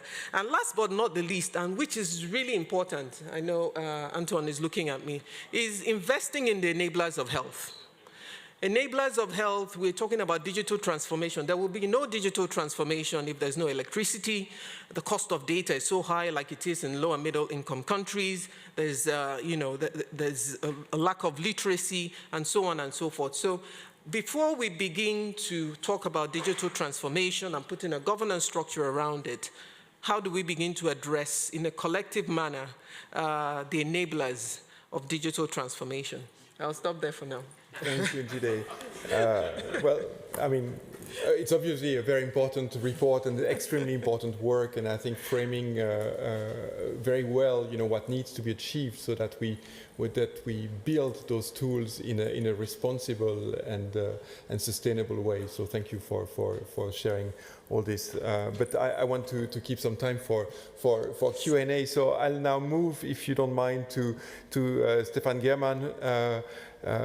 Stefan, as I mentioned before, you're the CEO of Fondation Botnar, and so I'd like to ask you what is the role of donors and also maybe the challenges that they face in helping developing those sustainable, scalable, impactful digital health solutions that could promote more equity and climate resilience. Stefan. Thank you so much, Antoine. It was good to hear Jide, one of the commissioner of the commission that was the Lancet Financial Times Commission, that we as a foundation were one of the anchor investors, and her sort of explanations, some of the key issues related to health data governance. And that's just one example what the kind of role of foundations can be in terms of supporting such important efforts. However, before I go into that, I would like to collectively challenge us on three meta-narratives that the topic on digital health within the context of planetary or One Health or climate resilience could mean. I think we are fundamentally in a transition time from our current economic system to what hopefully becomes long-term a well-being economy. OECD has done some really interesting work linked to the well-being economy. And I think we will only be able to achieve planetary health and One Health if really our underlying drivers that undermine a lot of these things, particularly our economic system, is completely transformed. Now, bringing that current economic systems to health, the question and the challenge we have, and digital health is just one component of this, is do we really have a health system? Are not most of our systems actually focused on disease treatment systems? Only when we move to understand the relational nature of well-being and understand that we as humans are relational selves that do not exist in isolation, only in community and in the environment. And only if we start to have this more holistic approach to health and the economic system, can we move into actual health systems towards a well-being economy. And I think we need to start to reframe some of these meta-narratives, because otherwise we always bounce onto the boundaries of these existing paradigms. The second one, which deeply troubles me, and we've heard it a couple of times even mentioned today, is about data being the new oil. I think we need to stop that image and that sort of paradigm, because it's based on a commodity-based model that is scarce and limited, whereas data is actually, in abundance. Of course, there is cost to it in terms of creating good quality data, but we need to move from a scarcity mindset that talks about data as oil in terms of commodity models to really an abundance mindset where there is plenty of data. Data can be almost shared at no cost and stored at very little cost across many geographies. So we need to fundamentally challenge the mindset of commodity and scarcity within data. The third sort of meta-narratives that we definitely need to challenge is that question around data ownership. Antoine referred in his introductory remarks about the datafication of biology, with our genome being, sequenced, and that's in data bits. I think we are at the brink of all becoming modern-day data slaves, because in the end of the day, we are data. As individuals and collectively as humanity, we are data. And if we talk about data ownership, we talk about people's ownership. So I would like to start us within that kind of challenging collectively these meta-narratives. As a foundation and funders, we have an important role to play, given that we can take higher risks for societal benefits than governments can in terms of taxpayer money, businesses in terms of shareholder and returners of investment, and civil society organizations that do public fundraising, where the appetite for higher risk and therefore probably higher failure in terms of pushing society's boundaries forward is limited. Therefore, as foundations, we should take on these issues where we really can put big bets and invest into them.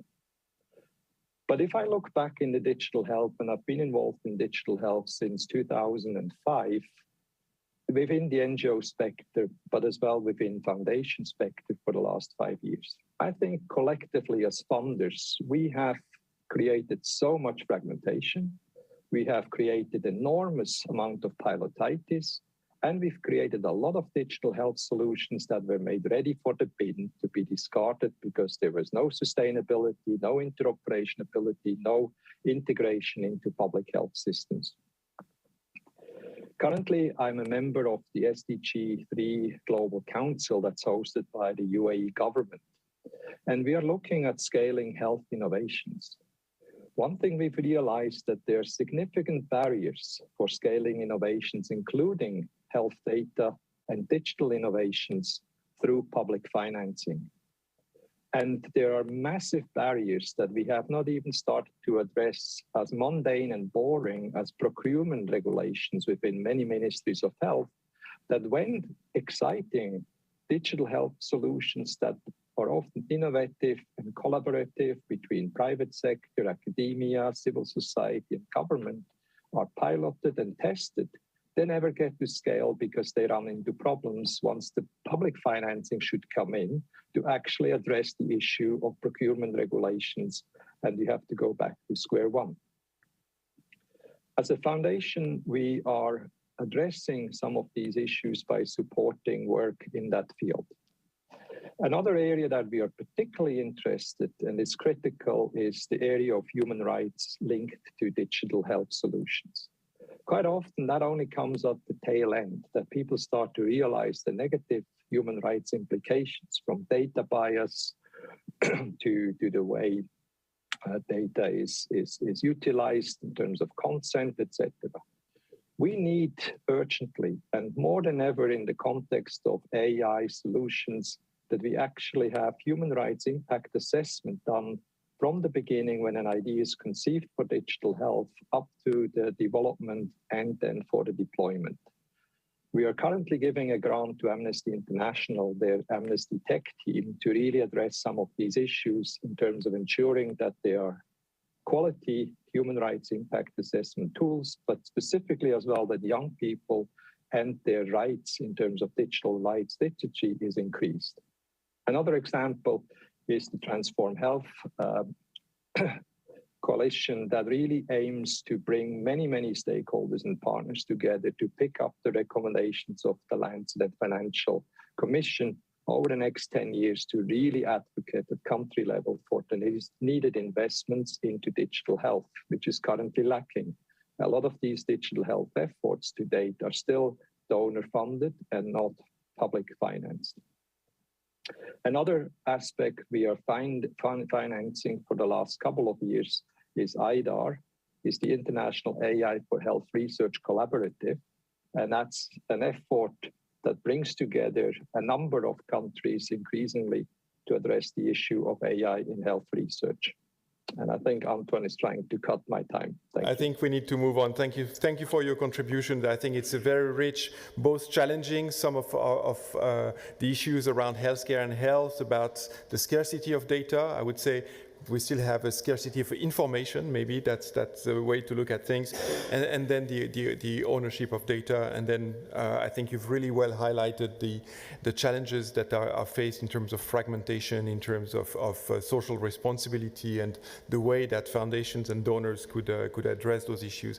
I'd like to move now to the Q&A part. It's going to be a short one because we already had a very rich contribution from our panelists. Maybe if we can see what are the Slido questions that have appeared during your interventions, that would be nice. I don't see them now. Any Slido question? Maybe, Erika, you want to read? Okay, so here's one. Is data a public good? What role for the private sector in digital health to avoid a public good being hijacked for private profit? Okay, who wants to address this? Maybe Stefan, you want to take a first bite at this difficult question? If past is prologue, we seem to have great difficulty in following through on our great ideals when it comes to this type of thing. And Ebola was a good example where biotech took the samples from the patients in West Africa, developed vaccines, and there were many efforts made to try to catalog, to have the right research, to have a solidarity benefit that you spoke about come back to the patients, to have an accessible price of the vaccine so that it would be able to be used across West Africa. Most of these things sadly failed a little bit miserably. When we look at the current waves of COVID, most of the research was done on public research, then quickly privatized, and then we went on a bit of a chase to take care of ourselves. And we see the results that were presented earlier with less than 4% of those in some areas who need it most being vaccinated, despite the fact that we know that epidemiologically the only way we get ahead of it is if we vaccinate everyone. So we have a very, very bad track record on this, and I think it's a very important question, and it's one that overlays with the climate risk that we've been talking about. We know the areas that are going to be the most effective, we know who are going to be the most affected, and we know who is the most responsible. And yet, even though the Western countries have promised technological transfer funds to help adapt, those are woefully undersubscribed to. So we have a very, very big challenge, I think, if we're going to get real around this. Thank you. So maybe as Racy, you're the representative of the private sector, and this question obviously is targeted also towards the role of the private sector in dealing with what could be considered as a public good. What is your take on this question?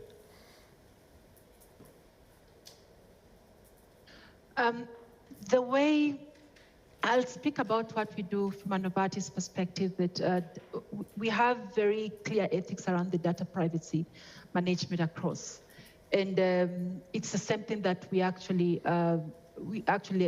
implement in the different countries that we are in. More so within Africa, where we see that the fact that there's no good infrastructure to support this, then we are always very careful to ensure that we are following the due process, but where we need to, then from a data privacy perspective, because in most cases we are dealing with patients, either through clinical trials, or we are dealing with doctors who then from a data privacy perspective, we need to make sure that we are protecting that data as it should be. So from where we see it from a private sector perspective, it's pretty critical, it's very critical, because the sensitivity of the data we have is very high, and in the process we need to make sure that we are protecting it as much as possible. So it's something that the private sector, as a private sector player, we hold very dear, and I would say it's the same thing for most of the private sectors who are multinationals like ourselves. For the private sector who probably are not the multinationals, then maybe that's something that they would maybe espouse to a totally different way of working. But for us, that is how then we manage the data for what we have. Yeah, where we need to get a third party to manage it for us, provided they go through the due process of due diligence, etc., then we make sure that we do that. Yeah. Thank you very much. I think we can take one last question, and it's about privacy. I think it was mentioned that this is becoming a major issue, and in particular when privacy is violated by attacks or leaks. And the question here is whether those privacy concerns around digital health are also being addressed in low and middle income countries context, and if so, how?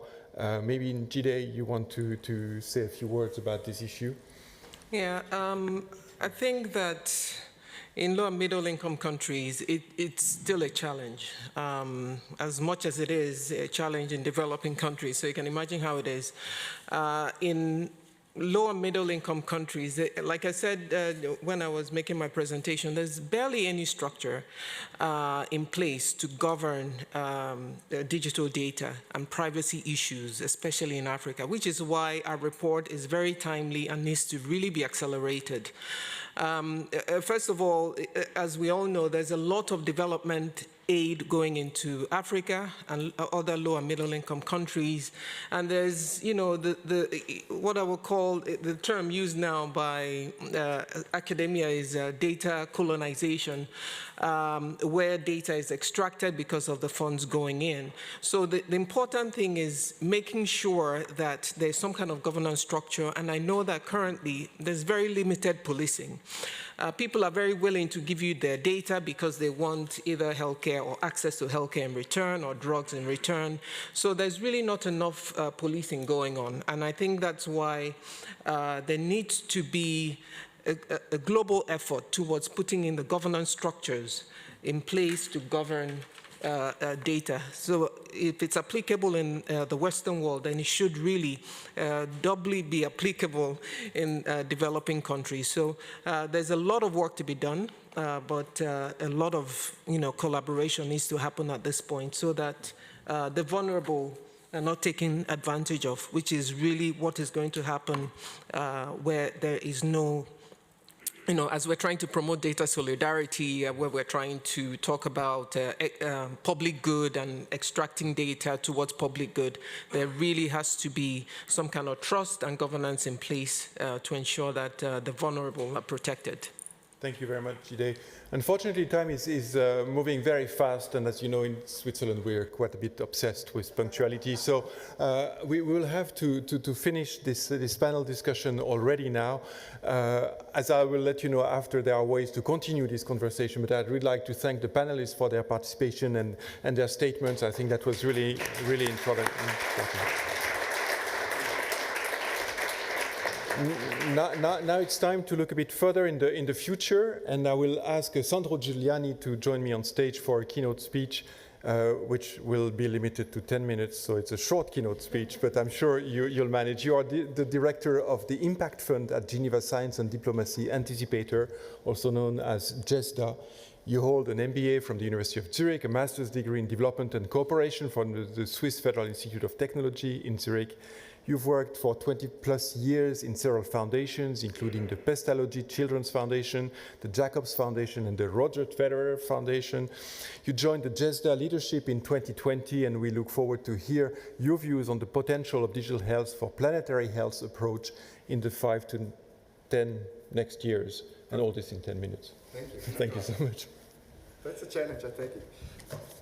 So, thank you very much, and don't be afraid, I will be hopefully shorter than 10 minutes, because the future, either you can talk about it in 5 days or in 5 minutes. I try to reduce it to 5 minutes. So the question that I try to address and take us up a bit higher, because we have now been discussing really in the field what is the challenges we are facing with digital health. I'm not an expert of digital health. I'm not a career diplomat, but I'm rather managing, let's say, impact systems. So I cannot tell you much about what will be the really core issue of digital health in 5 years.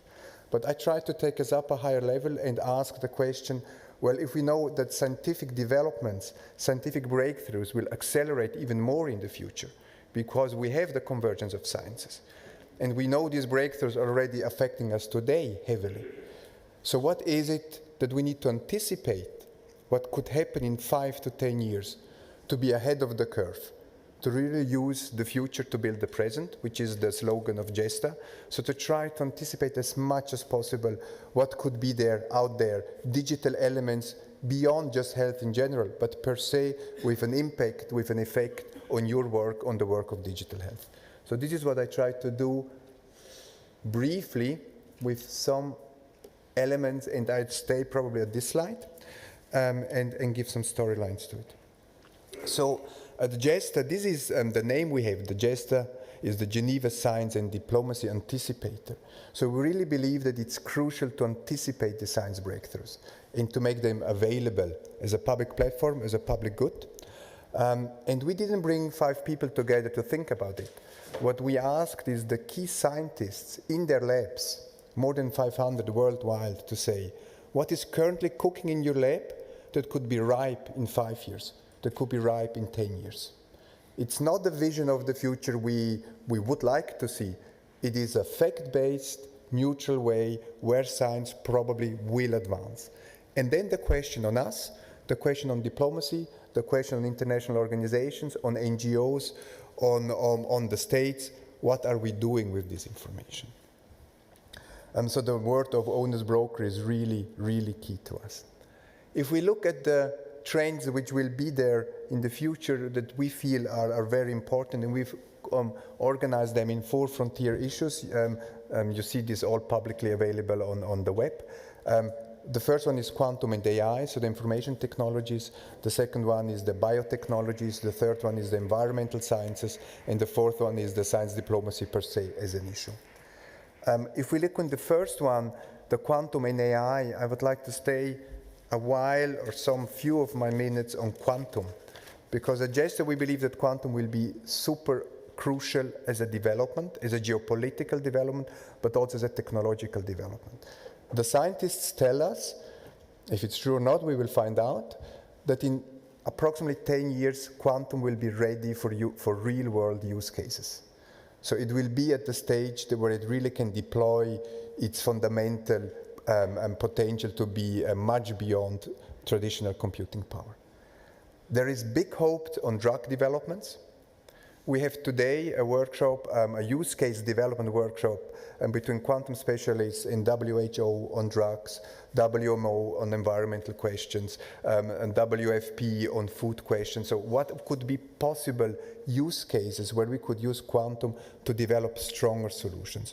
So drug development for sure is a key issue to look into.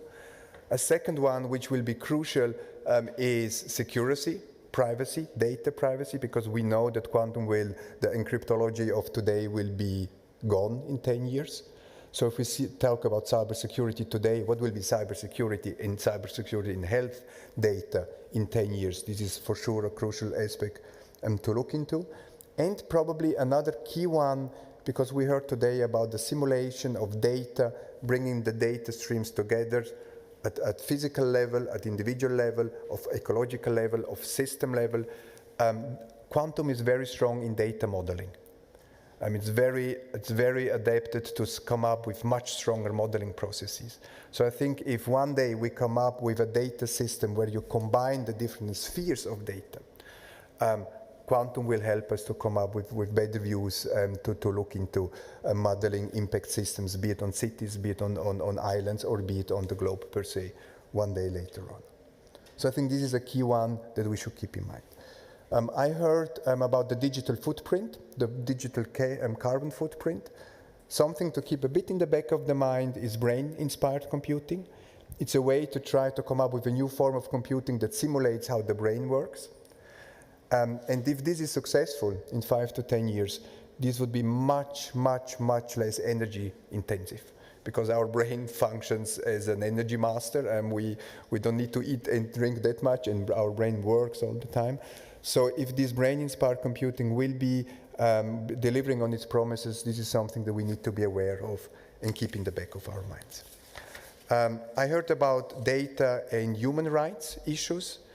A key element for sure will be the neurotechnologies, so the neural rights. How do we protect our brain data, our memories, which are already nowadays quite easily readable with the right devices? The questions of brain manipulation will be key questions that will come up in future. So the whole neurotechnology linked to human rights, which is of course an important mental health issue, is something that we need to keep on the horizon on our radar. I leave out the genetic field because the genetic field per se is one that would need a bit more than the remaining 3 minutes. But I would say the data, the rights, the neural rights is something that we need to keep very importantly in mind. Then the whole question, as I said before, we call it the world simulation. Really the way to try to have digital models that combine the physical, the ecological, the socioeconomic levels. where we really start sharing data on how is the soil developing, what are the microbiomes in the soil, what is happening on the climate regions, what is happening with the physical development of humans. If we start combining all this data into one model with the right computing power, this could be something that will also help deploy digital health strategies. One element still on a bit on the genome side,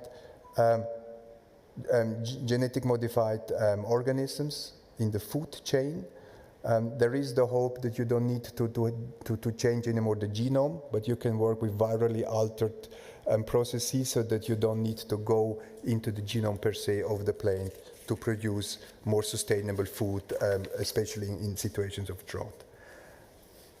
When we talked about the economic models, and we heard we need to go to a well-being society or a well-being economy, I think the digital will help us a lot, at least with the Internet of Things, at least with the blockchain, to have much more transparent supply chains. And if we get to the transparent in the supply chain, the hope is that one day this will also be more sustainable supply chains, because we will have much different mechanisms to start asking as consumers to have sustainable supply chains. If the economic scientists come up with a right way to price materials, then the hope is there that the circular economy models at low scale level will be there in 5 to 10 years. This is what science says could be a potential development. That's what I tried to say in 5 to 7 minutes. Much more. These were about 7 of 216 possible breakthroughs. The idea was just to open up and say there is much more out there which will be of relevance for our work. We don't need to tackle it all of us, but we should be aware of it, and we should support our governance, the multilateral agencies, that they take action on it, so that we are ready once these technologies are ripe for implementation. Thank you very much.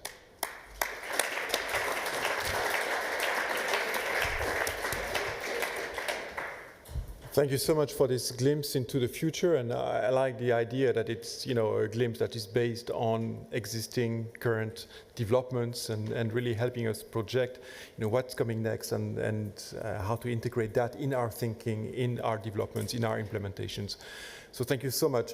I think we had a pretty rich session, and I think the challenge for Erika, whom I'm asking to come on stage, is to actually wrap it up and summarize the key takeaway messages. But Erika, you are the head of the Global Program Health at the Swiss Agency for Development and Cooperation. You hold degrees in the history of medicine, on management and of public health programs in humanitarian and development context, on humanitarian assistance, on knowledge management, amongst others. You have extensive field experience in public health, as well as providing strategic and technical support on health programs in Eastern Europe and Central Asia. You are therefore the perfect person to reflect on those rich exchanges we just had and highlight some key takeaway messages.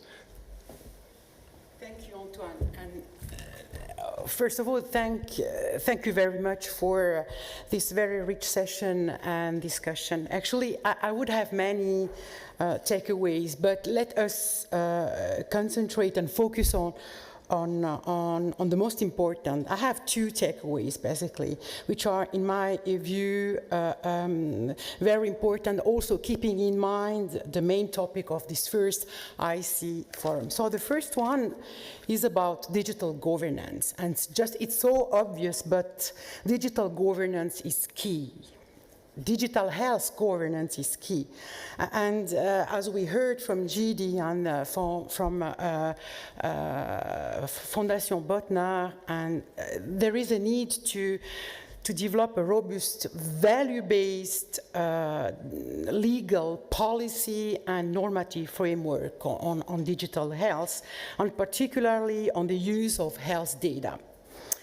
And by quoting somehow Albert Einstein, I would say that we should contribute to ensuring that the progress of digitalization, in this case digitalization in health, does not somehow alterate human nature, and that it goes hand in hand with societal changes and values. So that's about governance. And then my second takeaway actually is on the role of digital health, digital solutions for advancing the One Health agenda. The One Health, this interface between human health, environmental health, and animal health. So it is clear that digital solutions to improve planetary health and to implement the One Health approach exist, and their potential, of course, needs to be leveraged. The good examples of Terre des Hommes and MSF shows that it is possible to use actually existing tools, you're right, Ricardo, and to somehow extend their functionalities to capture climate-related or One Health-related data in a very cost-efficient way. So it is possible to move the One Health agenda forward using the tools and the solutions we have for digital health, but at the same time, and you see it on Slido and the questions, there are a lot of concerns about human rights and about privacy, which should somehow be protected, and especially in relation to the use of data. And more generally, as we heard, a lot of risks have to be mitigated. So it is possible. However, I feel that some principles have to be applied, and somehow we have them embedded in our approach, in the SDC approach to digital health, at the global, but also at the country level. So first of all, the first principles is about these tools and solutions to be connected. We heard a lot of times today the word dots, connecting, fostering synergies and collaboration. So I feel that our role as donors, and we also heard it from Botnar Foundation, is really to contribute to defragment the quite crowded digital health space. And it will be in the coming years, we will have to face the same issue about fragmentation when it comes to digital solutions for One Health, so integrated surveillance systems and etc. So we will have to face the same fragmentation. And again, I think that our role is really to foster more alignment and more coordination. And that's what we aimed actually to start with the digital hub in Geneva. So to really to contribute to defragment, to have more alignment in digital health. And the second criteria is, of course, all these solutions, they are beautiful, they are, very impressive, some of them, but they have to be somehow anchored in a broader health system strengthening approach. We heard it from you, Terre des Hommes. Our overall goal is also to strengthen health systems and to use digital solutions for that. And it's the same for, it's the same for One Health. So at the end of the day, what we want to strengthen is really this interface, a systemic approach to One Health. So again, the importance of a systemic approach. And then the last point is about the digitalization being a determinant of health. Gida, you're so right. And the last criteria is really about ensuring that the progress does not further increase what we call the digital divide between high-income and low-income countries.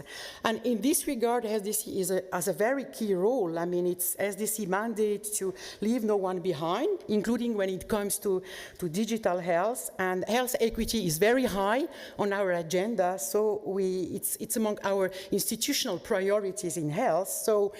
And of course, it includes decolonizing data and making sure that low-income countries also can profit, can actually have the same opportunities we have when it comes to digitalization, but also mitigating the risks of being left behind or being, somehow facing human rights challenges and inequities in accessing those tools. So that's from my side. Thank you very much. And I think there is a beautiful standing lunch. So thank you so much, Erika. Thank you for this nice wrap-up. Thank you also for mentioning that I stand between you and the standing lunch. But I'd still like to say one important thing. The conversation has just started, and it's always frustrating to rush through all this presentation and statements. But there are mechanisms that have been put in place here to continue. There is this knowledge wall that you can access online. There is actually the physical representation of the knowledge wall also as you exit the room, and so the opportunity to leave some takeaway messages that are going to be collected and collated by Amer, who's our note taker for this session, and so that we can actually give this back as food for thought. There is the IC Forum website that also has the opportunity for you to upload documents and share knowledge. And then if you are online and you won't be able to participate to the standing lunch and other networking opportunities, there is an online mechanism that should help you with this.